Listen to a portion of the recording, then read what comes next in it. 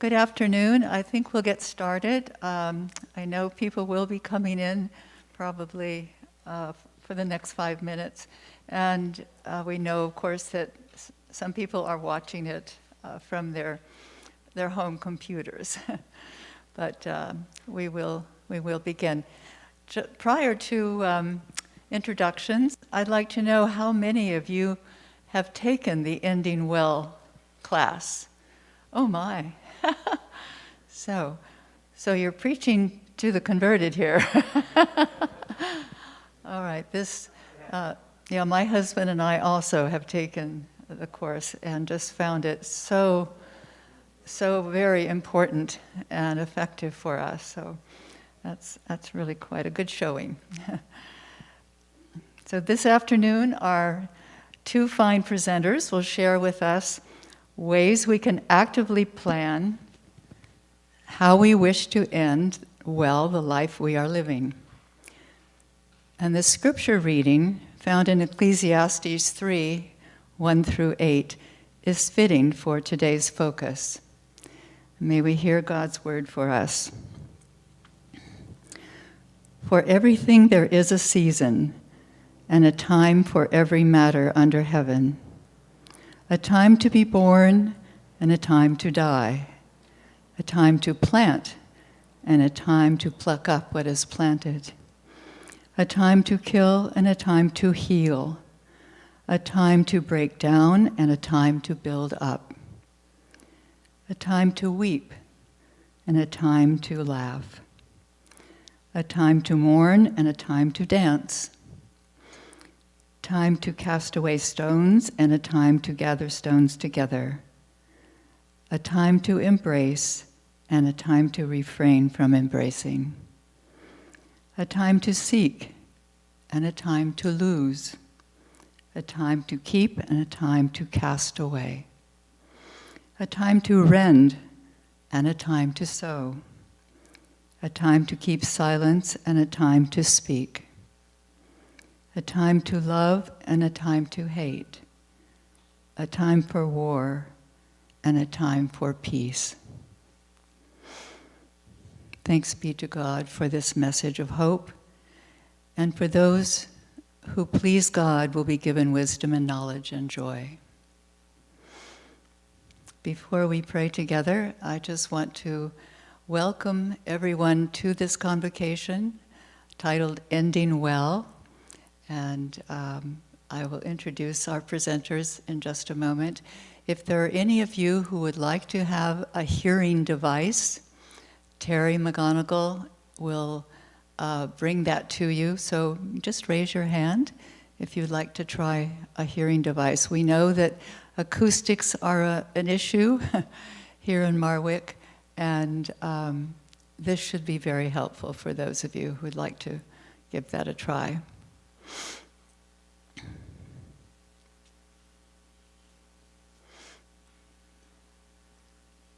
Thank you, Terry.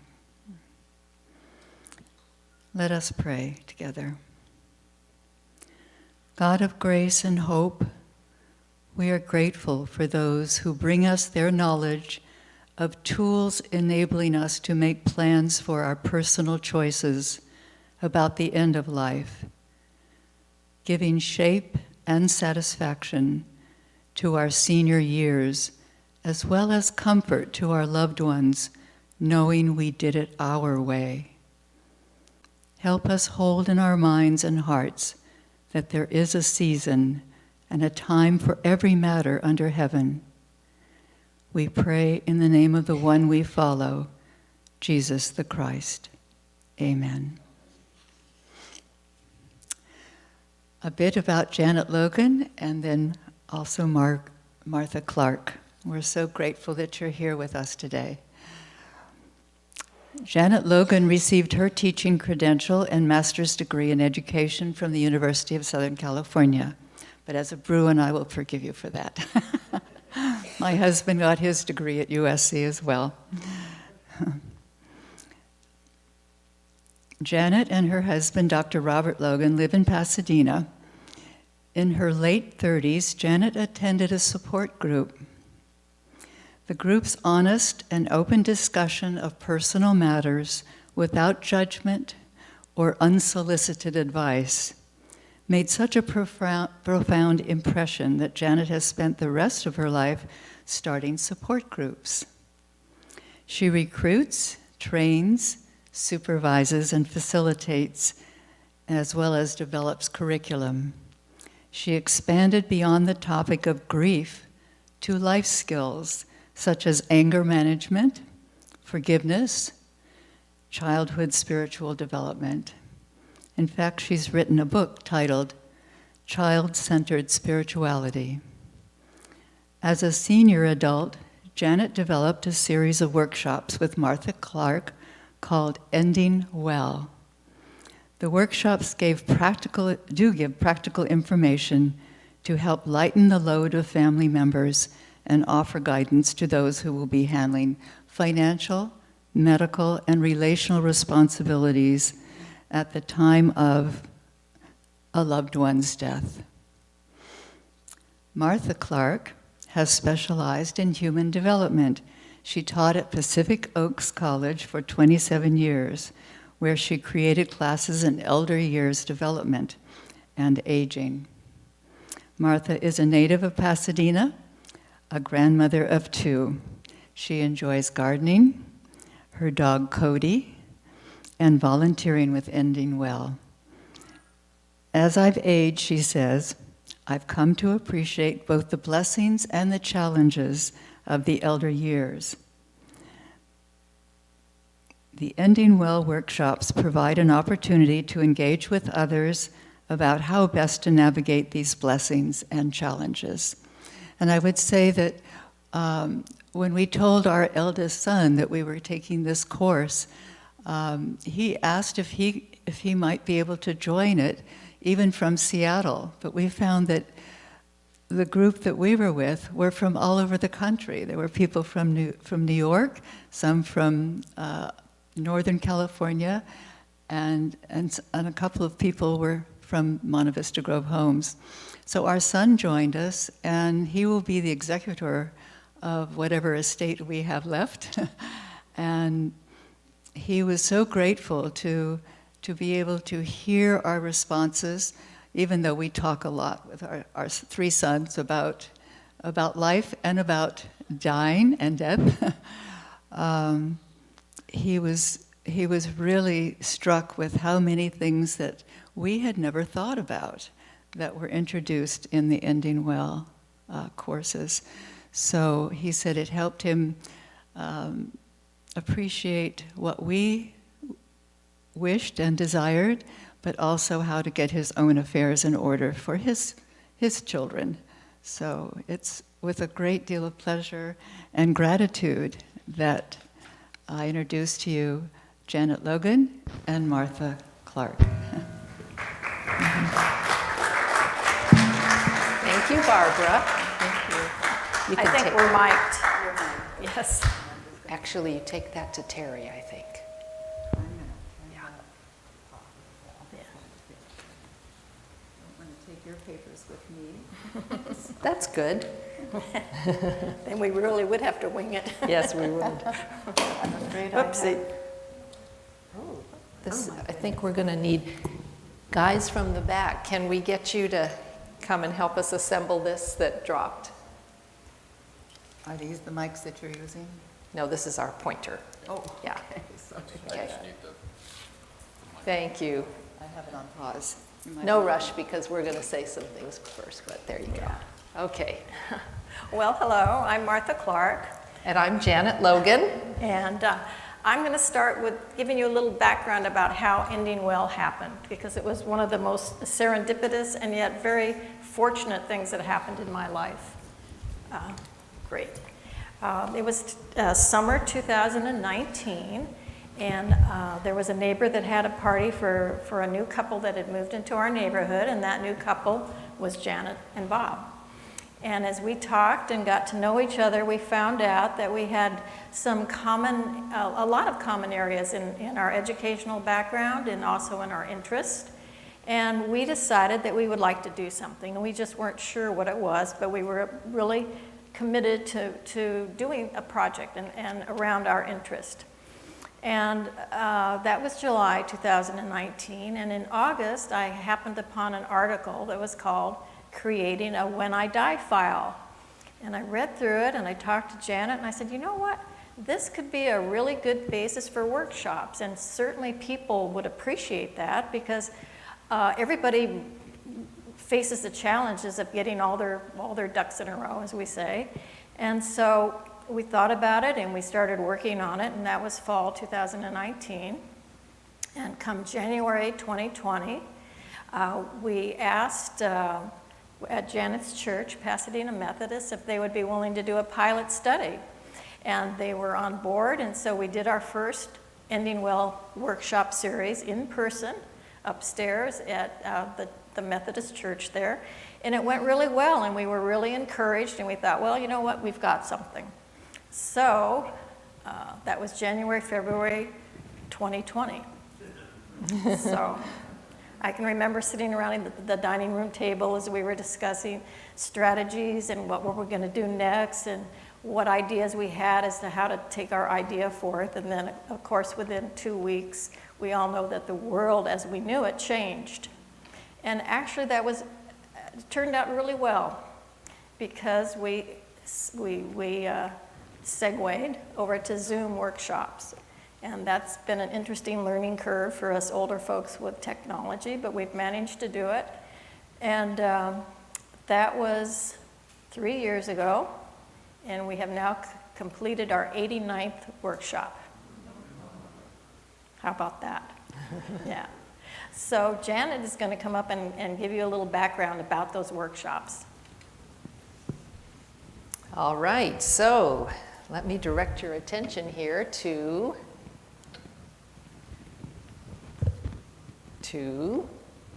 the next slide, maybe. Yeah, the technology. Okay, well, anyway, I'll just talk. Okay, can somebody help me figure out? Oh, you got it. Oh, you're doing it. Okay, great, thank you. So this is what we present with Ending Well. Some frequently asked questions. How much does it cost is always the number one question. And when they find out it's free, it's quite a shock. And I think some people wonder, is this going to be worth my time? Because after all, it is free.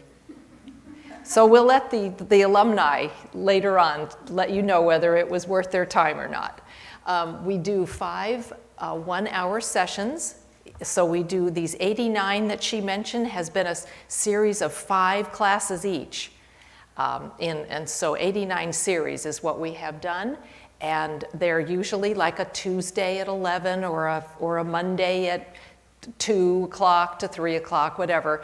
And so we offer options, whatever fits best in your schedule. And as I said, once a week on the same day. And then we do it on Zoom. And the class size is no more than 10 individuals or couples. So we go by the boxes on the Zoom screen. And so if you're going to sit with someone, we can have 10, 11, 12 of you because some of you are sitting together. So ready for the next slide?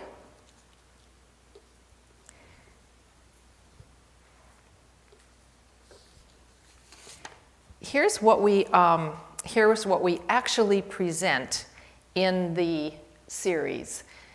A step-by-step guide for creating a file that you can leave to your trustees or executor. We assist you in making a to-do list and give you an opportunity every week at the beginning of the next session to let the class know what you got accomplished or some of the challenges you might have had that week. But you'll be checking off items as you go along in the 5 weeks from your to-do list. We like to provide a space and a place for you to explore some of the obstacles that may be in your pathway and to hear other people and what they're doing about getting these tasks done.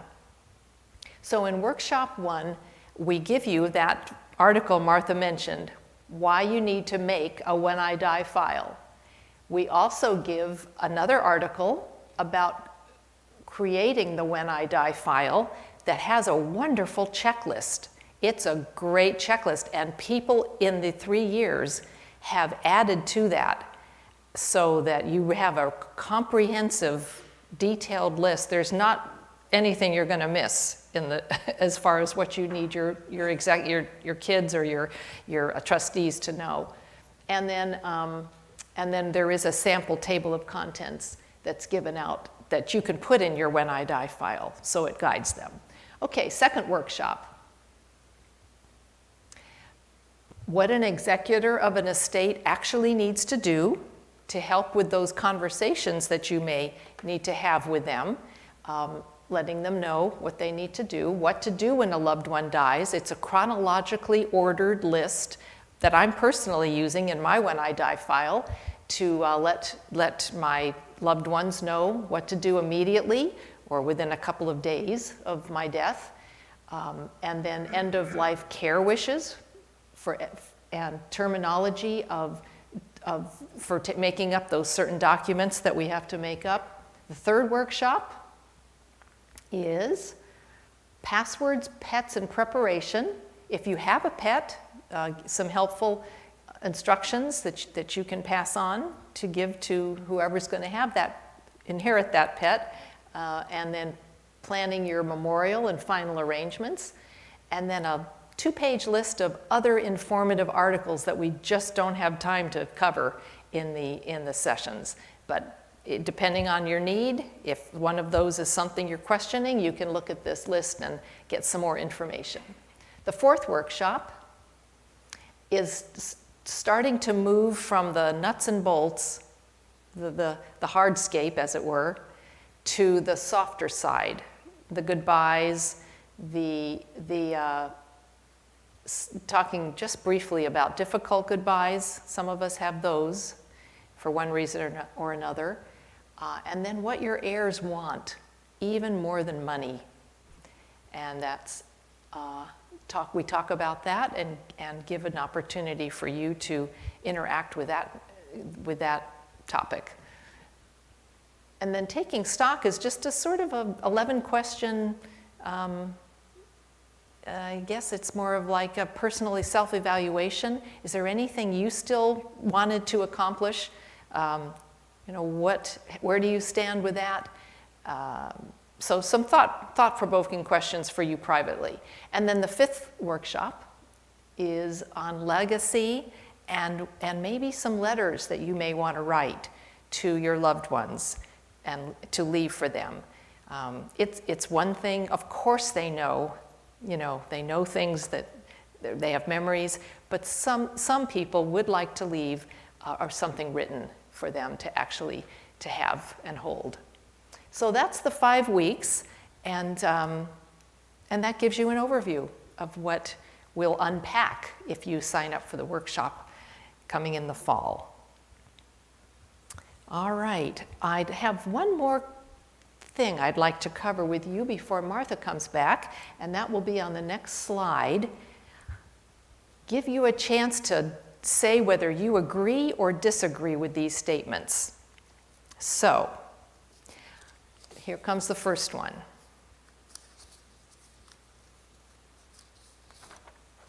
Talking with loved ones about end-of-life care is important. How many of you would agree? Okay. And you, along with 92% of Americans, say that talking with their loved ones is important. And 32% of Americans have actually done it. All right, agree or disagree? If I'm seriously ill, I want my doctor to know my wishes. How many of you agree? Okay, all right. And that is about 80% of Americans say that that's true for them as well. And 18% report that they've done that. How about, do you agree that it's very important to put my end-of-life wishes in writing? Hands, yeah, yep, okay. as do almost 100% of other people, 97%. 37% have actually done it.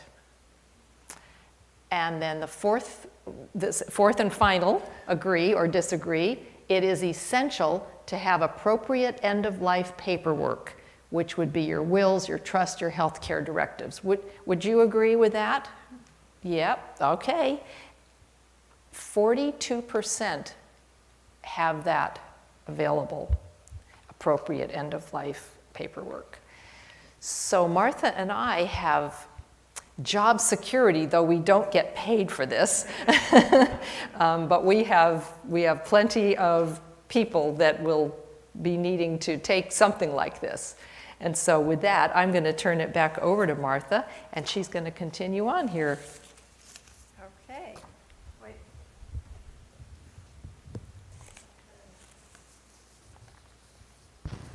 Have to mic up. Okay, so if I could have the next slide there. 3 things. An approach to a lot of things in life, but particularly to ending well, is 3 steps here. The first thing is you've got to invest some time in thinking about it. And particularly with these kinds of items, you want to think through things. You need to be able to project past that moment in terms of what you would like, what you're really making preparations for. So you want to think about it. You want to do some planning. That's step 1. Second step is you want to put it in writing. I don't know if people are familiar with this concept, but a lot of times people will say, well, I have my will or I have my directive, but I haven't had it signed yet. Well, it's not going to do you a lot of good if it isn't signed. So you need to do that next step. You need to have the follow-through on things. And sometimes that's hard. Sometimes, okay, I got it in writing, that's going to hold it for a while, but really follow through is really, really important. And having it signed by the right parties. Some things have to be legal, some things have to be notarized. So that's the second step that's really important. And the third step, which is often very hard to do, as we evidenced by some of the things that Janet was saying, is have conversations with people. Sometimes it's really, really hard to talk about these matters. And one of the things we do in the workshop is talk through some of the reasons that it's difficult and also give maybe some hints or suggestions for people to have those really, really hard conversations. So this is a good approach for a lot of things in life, like I said, but also for a lot of the things that we're doing with Ending Well. So if I could have the next slide, I'm going to give you a little snippet of one of the things we cover. I think it's workshop 3. We talk about your digital estate. So I want to tell you a little story. My father died in 2006. My mother died in 2011. They didn't have a computer. They didn't have a smartphone.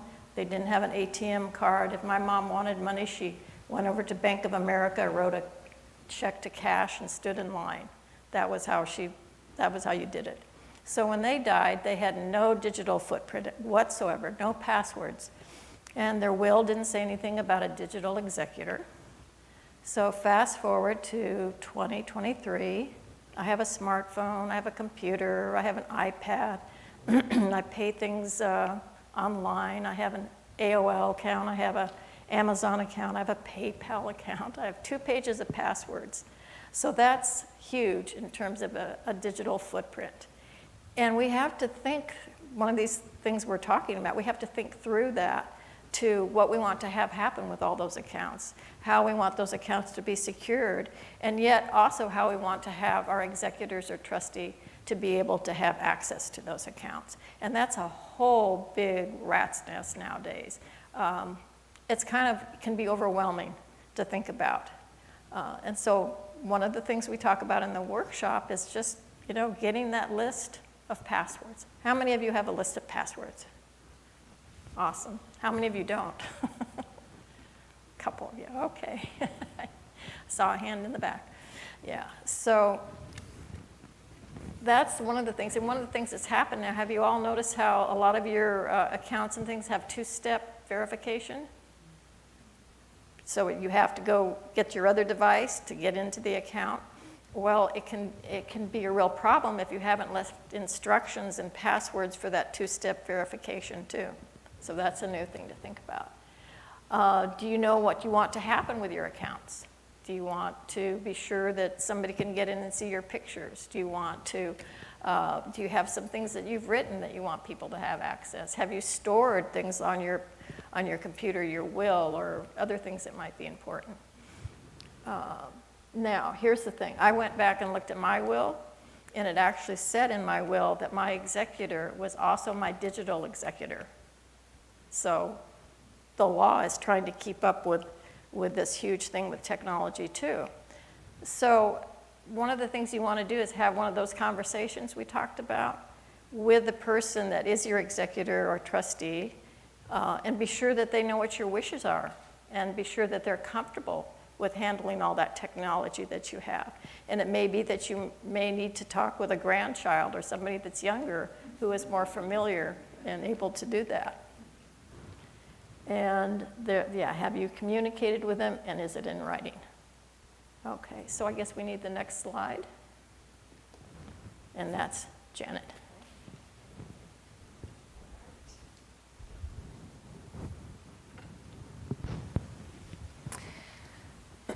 That's a lot to think about, isn't it? So let's step back from the many things that your executor must accomplish. These were the urgent matters in your estate planning. Accounts will be closed, though, and final taxes will get paid, and possessions will be distributed. Their work will end. Your heirs will eventually spend their inheritance. It will be over, and it will be done. Those were the urgent things. But there is something important that doesn't grab our attention: our family's values and beliefs. This is what will last in the hearts and minds of your family and friends beyond their financial inheritance. My cousin David says it this way: I am adopted, and so are my brother and sister. We don't much resemble each other physically or in personality, but our values seem remarkably similar. We are always going to take the kitten out of the storm. That is what our parents taught us to do.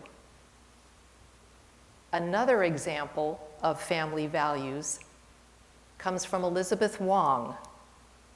Writing in the LA Times during Lunar New Year, she noted that her mother had mandated a TV news blackout during Lunar New Year to hold back the surging tide of things wrong in the world coming into their home and not mucking up the New Year luck. Even as toddlers, she said, my brother Will and I were taught to say good words, think happy thoughts, maintain a positive attitude about the future for ourselves and for everyone around us. Miss Wong has certainly caught one of her family's values. So what are your values? What is most important in your life? What are your priorities? If you aren't sure, look at how you use your time and money. Look at your auto pay and credit card statements. Look at your calendar to see where you're spending your time. This is part of your legacy. So now, sit back and take a deep breath and imagine that you're leaving for a vacation. And due to an unforeseen event, you won't be returning. What do you want your loved ones to know about you, about what matters most to you? about what you hope for them, that you love them beyond measure. Consider what specifically has meant most to you in your life, what you want to pass forward to them, how important they've been in your life, and what future hopes you have for them. Write these things down and do it while you have time, awareness, and access to your mind and heart. We cover these things in Ending Well and give some opportunities for you to get started on doing this or continue to do it with some questions and with some articles. All right, Martha, I'd like to bring you back up. And Okay. I guess the next slide. I don't know if people can read that, the slide on the far side. It says, "My ducks are absolutely not in a row. I don't even know where some of them are, and I'm pretty sure one of them is a pigeon." So that's the before Ending Well. And then after Ending Well, there they are. So we would like to invite some of you that have taken the workshop maybe to share some of your feedback, and also we're willing to or able to take any questions too. And so we have a roving mic here also.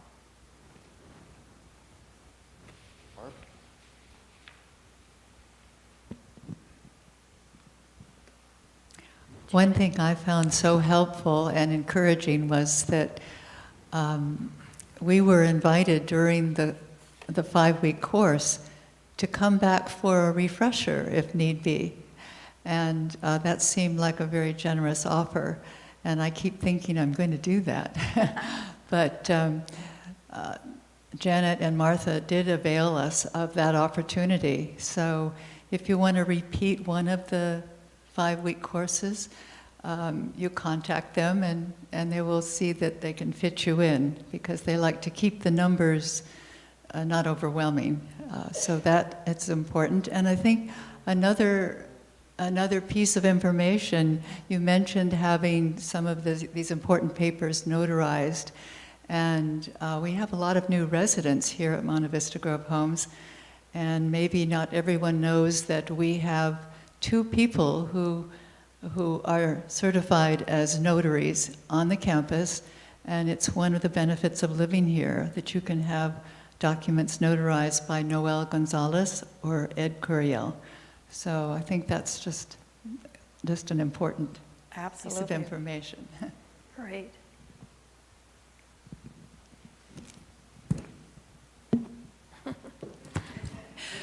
I took the course, it was one of the first years you were doing it, a couple years ago, and I knew that it was time to do this because we all think that we have a lot of time, but we all know that tomorrow we might not. And so I took the course, but it was a busy time, and so I have to say that I spoke a little bit, but basically I lurked, like I lurk on Facebook. But I was there, and truly it was astounded at the wealth of information. And so I didn't do much. I told them that I flunked that first course. Then, maybe a year and a half later, I took it a second time. And in that instance, I thought, okay, I'm really going to do this, which the big deal is the will that we had was made 30 years ago. So that means you've got to get a lawyer. And that's a big deal, and then you've got to think about that, But we actually got a lawyer and did the big things, the end of life, the trust, the getting a new will up to date. That was huge.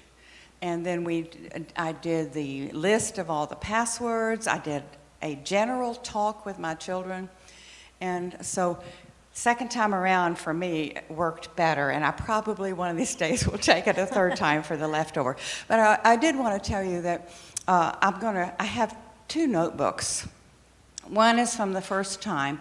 I think that one of them has the 5 weeks, and it's got the handouts that they offered there. So you might want to look through that. And then the second time or the other time, I did it by topic that seemed like it's a topical notebook. Then the other thing is, I each time made a folder, since I'm more old-fashioned and want the book to look through. I did make online a folder that I put everything in, and then I mailed at the end of the course that folder to my son and to my daughter, so that they had access to understand what this was and what it's about. And then in the summer, when we got together with them both, I kind of at least getting them, we're on the road. We haven't done it perfectly, but it's so valuable. And to offer this for free takes down an obstacle for those of us who say, oh, we need to do it, but I don't know, that's going to cost us $600 or, whatever. Yeah. It's an amazing gift, and we are so thankful to you both for offering this in a gracious, giving way. Thanks to the Methodist and to the kind hearts.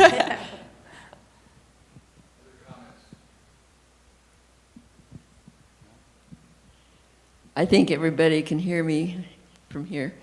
One of the things I found was that it brought so many new thoughts and ideas to me from everyone that was sharing, and it was, I don't know, there was something so energizing and so, created a security within me for all of the being able to outline everything and being able to be in charge of my own destiny in that sense. So I encourage everybody to take it, and I've also thought about maybe taking it again. I think we could do it several times, and each time there would be benefit from it, and we can also help others as well. So thank you. I gave myself a B- on my second course. Well, what's the grade from the first course, Rebecca? That was okay. All right. We'll go F- on the first one. So that was a big jump. So your GPA is what is it, Rebecca? I don't know. The teacher can figure that out. C+. Well, when I heard about this course, I thought, I don't need to do this. All my ducks are in a row, and I know where they are. But I discovered, because someone said, oh, there are other things you need to do, that there were dozens of things I needed to do. For instance, the will that I had made years ago when my husband died, I thought that was just fine. It named everything that I wanted in it.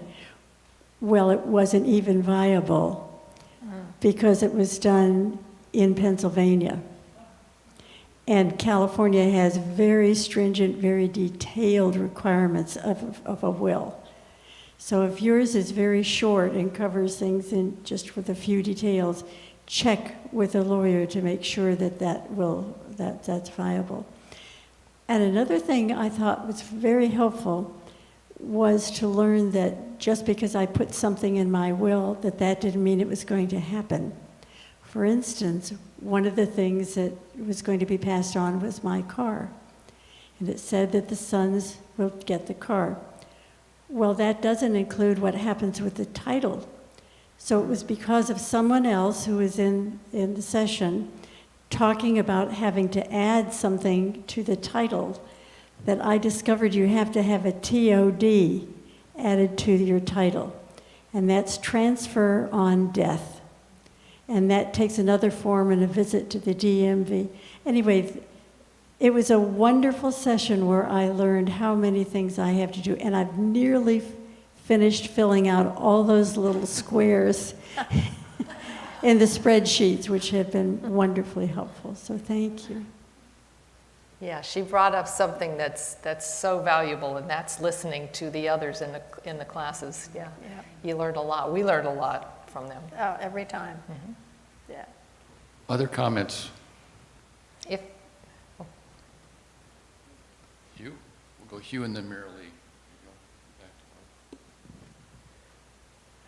I'm just curious, and it's nice to meet you in person, Janet. Yeah, thanks. Taking the course with Bob and you on one or two occasions. How is the word getting around about this course from Pasadena to all the states and everything like this? If you're not doing ads and you're not doing any promotion, I'm sure there are some companies that would really like to hear your secret. Yeah, well, that's a complex question, believe it or not. So I'll answer it simply, Hugh. Nice to see you. By saying that it's word of mouth. Yeah. So at the end of the 5th session, we always send people an evaluation, and we send them the schedule for the next series. And we tell them, invite your neighbors, your friends, your family, anyone that you want to come to this. And so that's our way of helping you to be able to pass it forward. However, a funny thing happened this year. I think it's partly because people have been cooped up and everybody's traveling, because our May workshops, we had to cancel all but one because people weren't signing up. It was a lot easier to get people during COVID because death was on our minds, and also you were all locked down. You couldn't go anywhere. So that helped us with our numbers during that period. And now, I really think it's true. It's not as immediate in a lot of people's minds now. Yeah, and also Martha and I talk about this all the time, that really it is taboo in our American youth-oriented society to bring this up. So even socially, if someone says, "What are you doing lately, Janet?" and I start to mention ending well, it's like people have to go to the bathroom and people have to get another hors d'oeuvre or something. So yeah, it is not, as you probably know. Anyway, so that's the answer, Hugh. Yeah, oh, sorry. Go ahead. I was just going to say that's one of our challenges, and also one of the things that we really like to do is talk people through the subject, because we don't have much space or vocabulary in our society for talking about death and dying and preparation. And when we don't talk about it, we actually lose something of our own development and our relationships. And so we really, like I said, we have suggestions and we have articles about how to have these conversations, which I think is really vitally important. Yeah. Maybe an appropriate quote just to pass on at this moment because of where we are in this conversation. Scott Peck, a psychiatrist, wrote a book a number of years ago called People of the Lie. And in that book, he had, and it was about putting off the really hard things in life. And he said, the pain we defer, or the pain that we push away until later, by not dealing with the truth now, will always be greater. Yeah.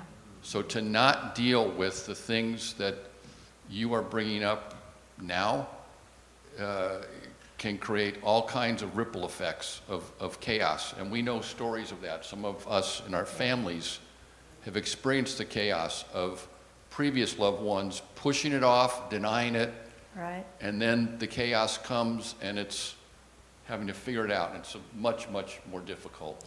Yeah. So, Mary Lee? Well, this is not any new wisdom, but I just have to give a personal testimony. About 15 years ago, we had some kind of a session in our church, and I got a referral to an attorney who could do my trust. And so I made an appointment with her, and she's been wonderful and helpful, and I established a box with all the papers and, my trust. And every time one of my nephews or nieces would come around, I'd make them look through this box. and felt like I was, really had arrived. I'd done everything I needed to do. But I certainly had not, and I'm so thankful for this course that I took. And as you were describing it, I was feeling guilty because there were some things I hadn't done yet. So I'm so glad that I can take the course again. Absolutely.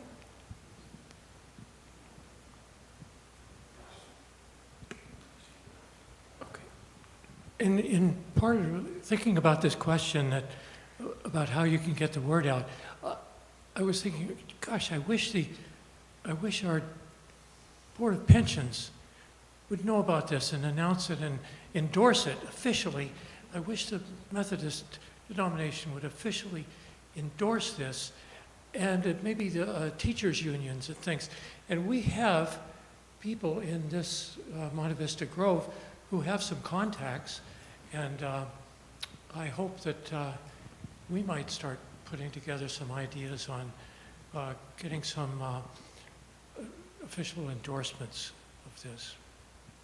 Thank you. I think it was to the gentleman, oh, sorry. Yeah, that's a brilliant suggestion. I mean, I'm a member of the AFT, and I think that's something I will certainly send along to two of the officers of my chapter.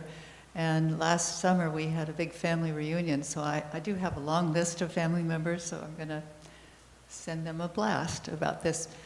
One of the things I remember learning from another participant in the class was how important it is for couples that both names be on all of the services that you use, because someone had said when they lost their spouse, her name was not on like, I don't know if it was the electric bill or whatever, but how difficult it was to work that out at a time when there's such sensitivity over the death. So, Yeah. I think, yeah.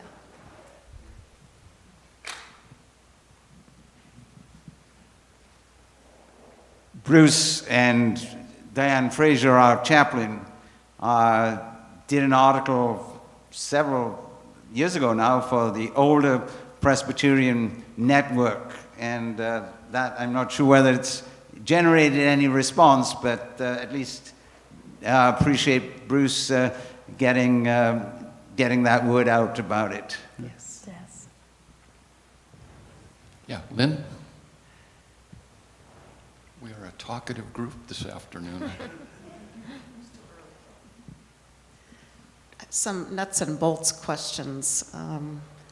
You've gotten such rave reviews from the Grove, and I had hoped to be able to take it, but when the schedule came out, I was going to miss 2 or 3 of the 5 just because of the schedule.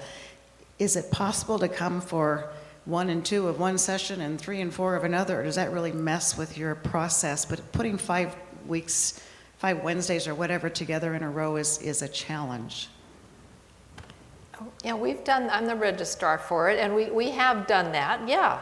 But we also can fit you into other classes that same week. So if you need to miss, say, your Wednesday class, there's quite possibly a Thursday class, and you might be free for that. And so we interchange with people. 1 or 2 sometimes join a class, and I'm sure those of you who have taken it know you've been in that situation where there's a new face for once. But yes, we will. And do you have a website that we can access when this seminars happen? Janet will send out the information to contact here with the dates when we know we're going to have workshops in October. We don't have the specific times yet, and so we will be sure that that information goes out. And my final question, how many times a year do you offer this course? Well, it's 23, changed. in 2023, Oh, January, Right. March, May. We were going to do July, but no need, and October. So 4 this year, and I think 5 last year. yeah. Yeah. Great, thank you. And we do We more if will- we could get more people. We will make sure that the announcement of the dates gets into the tidings so that in our weekly communique, people can see that with the contact information for how to sign up. Great. So we'll make sure that we do that. Any other Good, comments? Yeah, Bryce? Bryce is in one right now.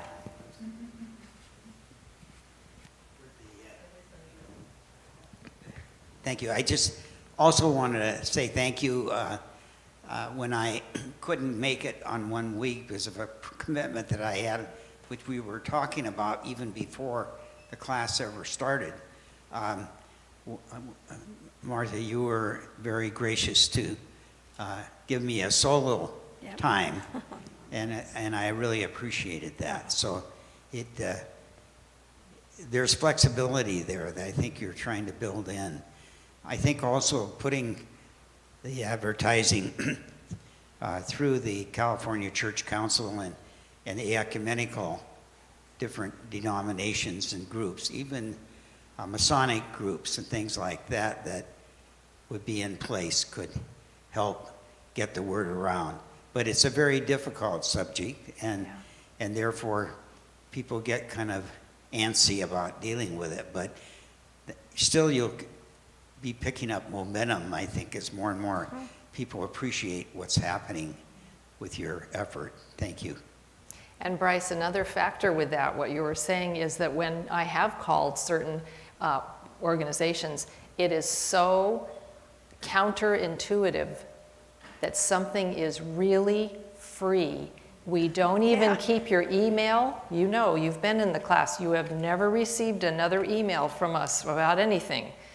And that is so countercultural that they're gun shy. Oh, that's a bad phrase to use these days. They're shy to want to endorse a stranger because it's Are you the only two presenters, or do you have an expanded team? Are some of them? We have a team. Even in the crowd. Yeah, Okay. we have a team. We have I think 8 total people. Yeah. Okay. A couple of people in the Central California area. Both happen to live in the Buellton, Solvang, Santa Maria area. For both retired, very successful financial planners or something, tax people, something like that. Yeah. Great. Okay, so there's a variety of folks. Last question or comment? Anything else? Oh, Okay. and one more thing. We do a, this is the only special group we do, but we do a pastor's, ministers session. And it's led by an Episcopalian priest who lives in Pennsylvania. Oh. So so any of you who know ministers, could mention that to them if they want to be in a thing where it's not a religious. We don't talk religion in the other ones, but if they So want to. that would be online. Correct. Oh, it's all online. Yeah. 100% online. Yeah. Okay. Well, we've come to the end of this particular session. So can we show our appreciation, please, to our presenters? And hi to those that are watching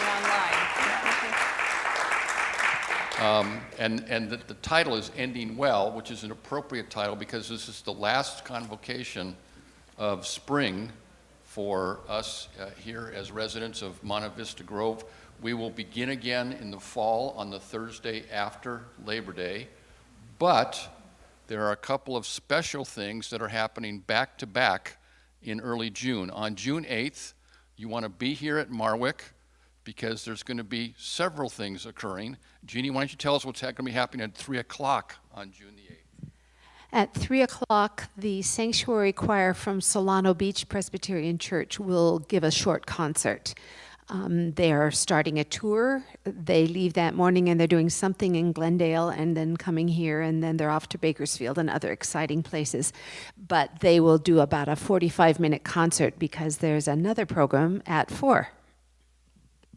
And Barb, tell us about the 4 o'clock program on June the 8th as well as the follow-up on June the 15th. on June 8th, following this beautiful music program, Catherine Hughes has arranged for 2 people to come. Actually, one is going to be here in person, and that's the Reverend Dr. Bear Ride, sister to Sally Ride, the first female astronaut. and Reverend Ride has invited Reverend Dr. Aaron Swenson to come via Zoom. And Bear Ride is going to speak to us about the LGBTQIA plus community of which she is a part, and answer questions that we may have about this community. And Dr. Erin Swenson will also share her life journey and experience with us. She is a transgender woman, and both of these women are ordained clergy of the sacrament and the word in the Presbyterian Church. So it should be a very interesting time for us. It's not a convocation, but it will be at the same hour that we've had convocation. So for this special program, Reverend Ride and her wife, Susan Craig, are invited to stay for dinner, and we would hope that many of you will also be at the table to continue the conversation. And then on the 15th of June, is it 15th of June? Yes, 15th of June, we're going to have a Bible study, and Catherine Hughes is going to take, she's going to take a portion of Genesis, and Judy Durf, who's sitting here in the auditorium, is going to take Romans 1, and the study will look at what the Bible says about homosexuality or sexual behavior. So this should be a very interesting time, and a time for information, learning, and conversation. So keep those 2 dates in mind. Thank you. So convocation ends at 5 o'clock, appropriate Presbyterian. Jeannie, and about the 11th? You want to say anything about the 11th, Jeannie? While we're adding on to the schedule? Lot going on between the 8th and the 15th of June here at the Grove. On Sunday, June 11th at 2 o'clock here in Marwick, Rebecca and I and 2 of my brothers and a friend who plays the flute are putting on a concert.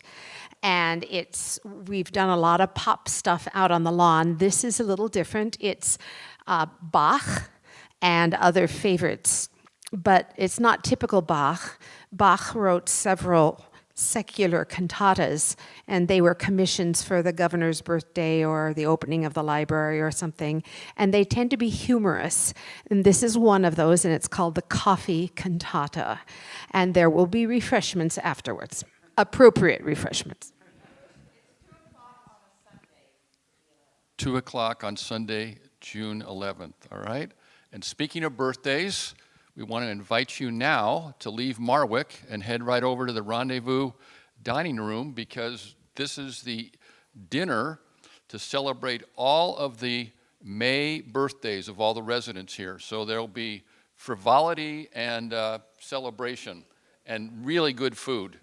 Oh, and cake, right? That's what everybody's going to come for, is the birthday cake. So thank you to all of you who have attended here in person, as well as all of you online. And we're very, very grateful for all that we've experienced together as a part of Convocation during the spring. Thank you.